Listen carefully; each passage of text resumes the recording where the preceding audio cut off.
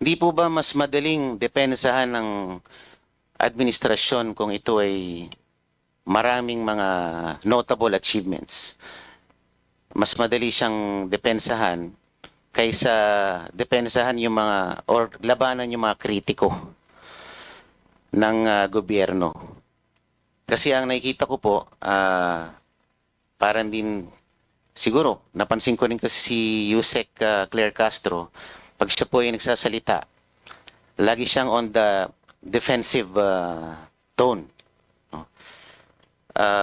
Sa akin, rather than showcasing the landmark achievements of this administration, the PCO is reduced to just defending the administration from the harsh critics. Hindi po ba mas magandang kung gagawa tayo ng maganda para sa ating bansa, tulad ng sinabi nyo, Secretary Dave, mas magiging organic ang mga taong dedepensa sa ating Pangulo at sa ating pamahalaan kung gagalingan natin ang ating pagganap ng ating tungkulin sa ating gobyerno. So, sana naman po bukas o mamaya wala akong matanggap na PCO-sponsored attack. Dahil inaasahan ko na to. Kaya lang, mag-iingat lang po ang mga kinaukulan dahil baka kayo ay liable din sa cyber libel. So pag-aralan nyo rin po. Yun lamang po. Sana mag-focus po kayo sa paglalahad ng mga notable achievements ng ating administrasyon rather than resorting to attacks from our critics. Mas maganda yun na taong bayan na mismo ang dumedepensa sa ating Pangulo. Thank you, Madam Chair. Mr. Secretary, looking at the budget of the PCO proper, the fluctuations are rather large. From 493 million in 2023, it reached nearly 90% to 933 million in 2024, only to be cut to 695 million in 2025. And now, the PCO is requesting a 954 million budget for 2026. This rather yo-yo or fluctuating budgeting makes it impossible to track long-term strategies. Could you kindly explain to us what new urgent mandate justified the nearly doubling of your budget in a single year? Thank you, Your Honor, Madam Chair, and thank you for this opportunity to explain what you have described, Your Honor, as the yo-yo budget.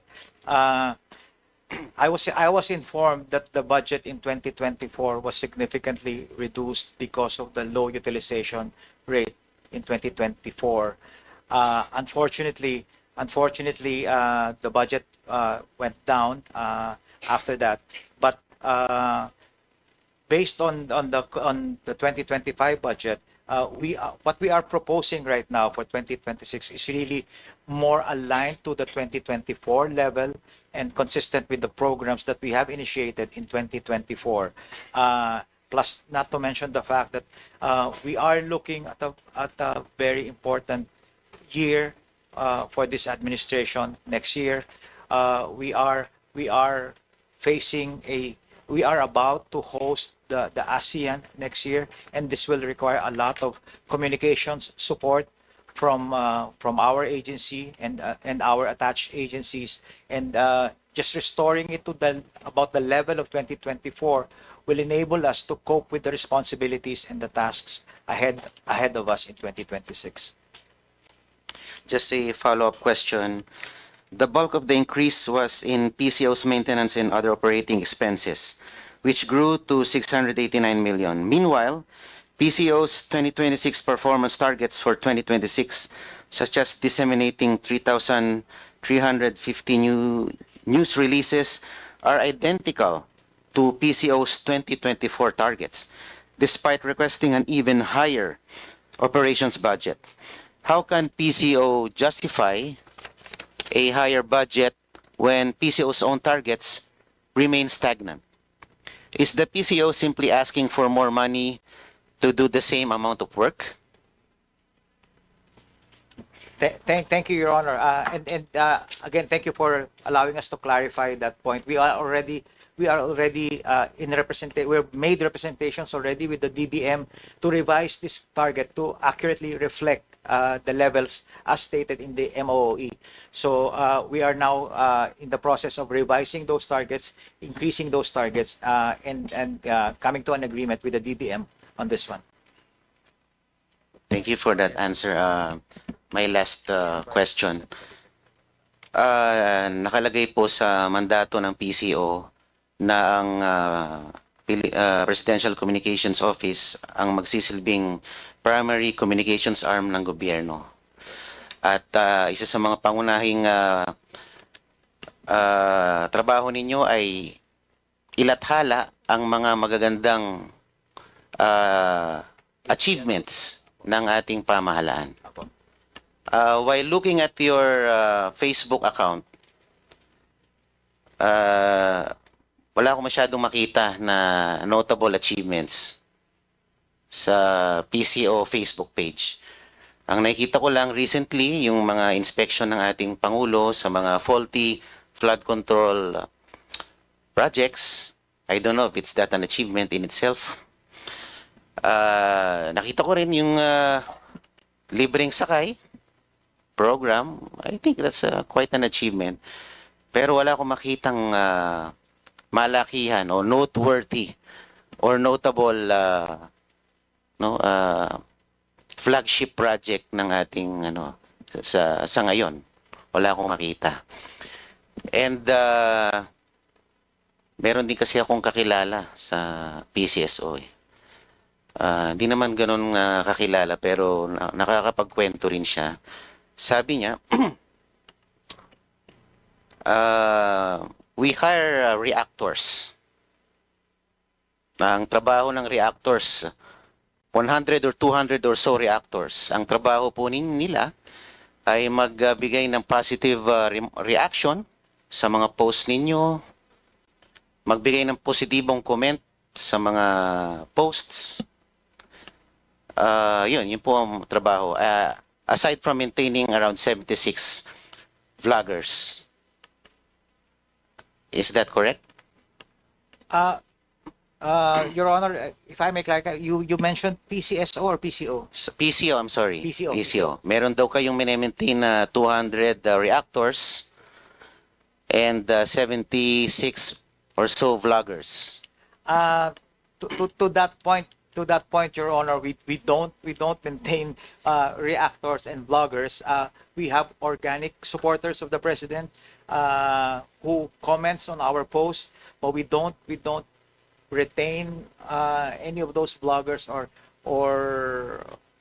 reactors, as you may put it. Those are organic, real people commenting on our posts, commending the activities, the programs of the president. And they are by no means employed by us. Taliwas po ang aking impormasyon na natanggap. Ito po ay binabayaran itong mga reactors natin ng 7,000 a month para magbigay ng magandang komento at magbigay ng magandang react, siguro heart or like, para po maganda ang traction ng ating mga posts. Kung sa tingin niyo po, Mr. Secretary, ito po ay organic, bakit po natin sila kailangan bayaran?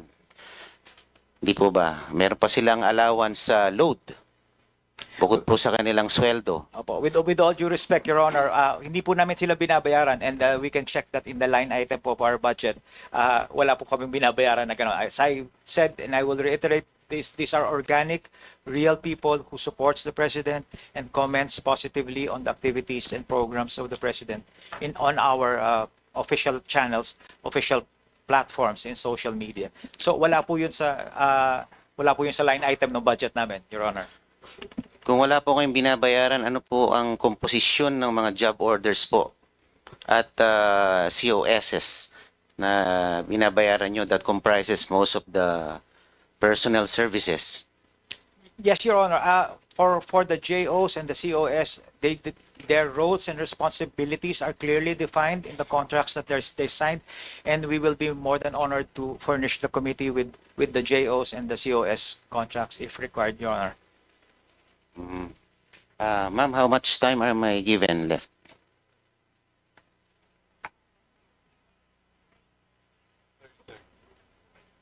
Opo. Ito na lang po, as a way forward, Madam Chairperson, Mr. Secretary, may I kindly ask for the committee to direct the PCO in submitting to the Secretariat and my office within 5 working days the following documents: traveling expenses, a list of all foreign and local trips, their purpose, duration, cost, and the personnel who traveled; professional services, the names of all consultants, their terms of reference, their fees, and their specific outputs of deliverables; advertising expenses, a list of all placements, boostings, the media outlets paid, and the cost of each campaign; and representation expenses, a detailed accounting on how the 41 million for 2024 was spent. Mr. Secretary, considering the similarity, just a manifestation, quick manifestation, other than the requirement that I gave them. Before we move to the manifestation, just wanted to check in, Secretary Gomez, would you be comfortable providing those information within 5 working days as requested by Representative Marcoleta? We will comply, Your Honor. Makakaasaw po kayo. Opo. Ito naman po ay tanong, ano ko lang naman, pakiwari ko lang. Hindi po ba mas madaling depensahan ng administrasyon kung ito ay maraming mga notable achievements? Mas madali siyang depensahan kaysa depensahan yung mga or labanan yung mga kritiko ng gobyerno. Kasi ang nakikita ko po, parang din siguro napansin ko rin kasi si Yusek Claire Castro, pag siya po ay nagsasalita, lagi siyang on the defensive tone. Sa akin, rather than showcasing the landmark achievements of this administration, the PCO is reduced to just defending the administration from the harsh critics.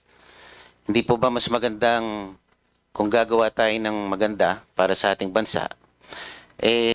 Tulad ng sinabi nyo, Secretary Dave, mas magiging organic ang mga taong dedepensa sa ating Pangulo at sa ating pamahalaan kung gagalingan natin ang ating pagganap ng ating tungkulin sa ating gobyerno. So, sana naman po bukas o mamaya wala akong matanggap na PCO-sponsored attack. Dahil inaasahan ko na to. Kaya lang, mag-iingat lang po ang mga kinaukulan dahil baka kayo ay liable din sa cyber libel. So pag-aralan nyo rin po. Yun lamang po. Sana mag-focus po kayo sa paglalahad ng mga notable achievements ng ating administrasyon rather than resulting to or resorting to attacks from our critics. Mas maganda yun na taong bayan na mismo ang dumedepensa sa ating Pangulo. Yung lamang po. Maraming salamat.